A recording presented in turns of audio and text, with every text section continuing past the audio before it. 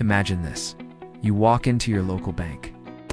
Apply for a $100,000 loan to buy your dream home and walk out with the approval. But here's the twist that shatters everything you thought you knew about money. That bank didn't actually have $100,000 sitting in a vault waiting for you. In fact, they might have created it right there, out of thin air, with a few keystrokes.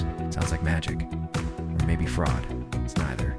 But it's a system built on a fragile illusion that has toppled economies time and again. Today, we're diving into the hidden world of loans, uncovering secrets your bank hopes you never question. Why? Because if you did, you might start asking why we all trapped in a cycle of debt that enriches a few while risking catastrophe for the rest. But how did this start? And what happens when the illusion cracks? Stick around because the answers will change how you see every dollar in your account. To understand this mystery, we need to rewind the clock not just a few decades, but centuries. Picture Europe in the Middle Ages, a time when gold and silver were the backbone of wealth. Merchants and nobles didn't want to lug heavy coins on dangerous roads, so they turned to goldsmiths, who had secure vaults. You deposit your gold, and the goldsmith would give you a receipt of promise to return it on demand. Simple, right? But here's where the first seeds of our modern system were planted. Goldsmiths noticed something intriguing. Not everyone came back for their gold at the same time. On any given day, only a fraction, say 10%, might show up. So why let the rest sit idle? He began lending out the extra gold to borrowers, charging interest for the privilege. This wasn't just clever, it was revolutionary. It meant more money circulating, fueling trade and growth. But it also introduced a risk. What if more depositors demanded their gold than expected? That question lingered like a shadow, teasing the disasters to come. Key figures emerged in this evolving story. In 17th century England, goldsmiths like those in London formalized these practices, issuing banknotes far exceeding their actual reserves. Even earlier, around 1200 AD in Italy, records show deposit transfers hinting at similar ideas. By the early 1800s, this had evolved into what we now call fractional reserve banking, the foundation of every loan you take today. Banks hold only a fraction of deposits in cash, lending out the rest. It's efficient, but it creates money through debt, expanding the economy until it doesn't. And that's the twist we'll unravel. This system isn't just about lending what exists, it's about conjuring what doesn't, with consequences that echo through history. Let's trace the story step by step, starting with the origins. It all began with those goldsmiths whose innocent observations sparked a chain reaction. By keeping only a fraction of deposits on hand, hence fractional reserves, they could issue loans multiple times their actual holdings. A goldsmith with 100 gold coins in deposits might lend out 90, betting on low simultaneous withdrawals. The borrower spends that loan, and the recipient might deposit it back into the same system, allowing even more lending. Because idle gold becomes productive credit. Effect: economic expansion. Trade boomed in Renaissance Europe, empires grew, and innovations like the Industrial Revolution got their fuel from this credit machine. But delayed in this tale is the answer to that nagging question: what if confidence falters? As fractional reserve banking rose in prominence, so did its power. In the 19th century, central banks like the Bank of England institutionalized it, backing private banks and stabilizing the system, somewhat.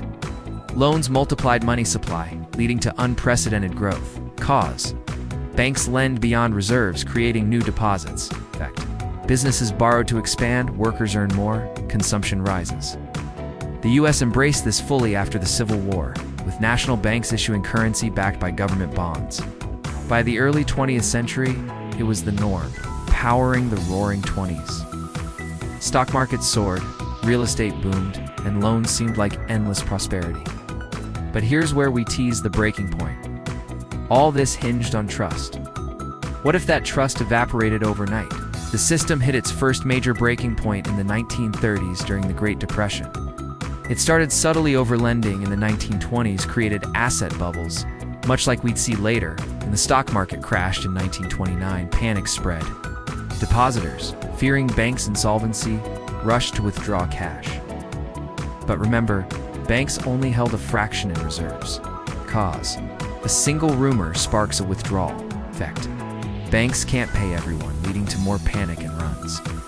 Over 9,000 U.S. banks failed between 1930 and 1933. Wiping out savings and halting loans, the economy contracted by 30%. Unemployment hit 25%. The mystery deepens. Why didn't banks just stop lending excessively? The answer revealed now is incentives, profits from interest drove the risk-taking, blind to the collective danger. The fallout was devastating, a domino effect rippling worldwide. Because credit freezes as banks hoard cash. In fact, businesses can't borrow, factories close, jobs vanish. Families lost homes to foreclosures on loans they could no longer pay. Global trade plummeted, exacerbating the pain. In the U.S., GDP fell by nearly half from peak to trough. This wasn't just financial, it was human millions in poverty, social unrest, even contributing to the rise of extremism in Europe.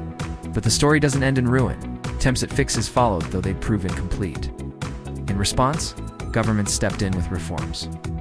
The U.S. created the Federal Deposit Insurance Corporation, FDIC, in 1933, insuring deposits up to $250,000 today to prevent runs. The Glass-Steagall Act separated commercial and investment banking to curb speculation. Cause regulations aimed to stabilize reserves. Effect: banking stabilized for decades with fewer failures. But these fixes failed in one key way. They didn't eliminate fractional reserves or the money creation aspect. Deregulation in the 1980s and 1990s, like repealing Glass-Steagall, reopened the door to risk. Why? The system still rewarded lending volume over safety, setting the stage for the next cycle. Fast forward to today, and the parallels are eerie, almost like history whispering warnings we ignore. The 2008 financial crisis was a direct descendant of those early Goldsmith gambles. It originated with subprime mortgagors' risky loans bundled and sold as safe securities. Banks originated loans without skin in the game, securitizing them to offload risk. Because deregulation and low interest rates fuel a housing bubble effect. When defaults rose, the house of cards collapsed, leading to a global recession. Trillions in bailouts followed, but patterns repeat. Today, U.S. household debt hits a staggering $18.39 trillion as of Q2 2025, up $185 billion from the prior quarter. Credit card balances alone totaled $1.233 trillion, with delinquency rates climbing. Student loans, 11.3% of federal dollars are delinquent, and nearly 10% of all student debt is 90 days or more past due. Auto loans and credit cards show rising delinquencies, mirroring pre-2008 trends in subprime lending. The national debt's average interest rate has doubled to 3.352% since 2022, squeezing budgets. We're in another boom with debt fueling growth, but the breaking point looms if inflation persists or jobs falter. History shows bubbles burst when least expected. So what can we take from this hidden history? First, banks don't just lend money, they create it through loans, expanding the economy but inflating risks. Understand this, and you'll see debt as a tool, not a given. Second, excessive lending leads to booms and busts. The cause and effect chain from overconfidence to collapse is predictable, yet ignored. Third, regulations help, but personal vigilance is key. Borrow only what you can repay. Diversify savings and question bank incentives. A final warning, with debt at record highs. Are we sleepwalking into another crisis, or will we learn this time? The mystery remains open. What if the next run isn't on banks, but on digital currencies or global markets? If this opened your eyes, hit that like button. Subscribe for more deep dives into finance's secrets. And drop a comment. What's one loan secret you wish you'd known sooner? Thanks for watching. Stay curious. Stay informed.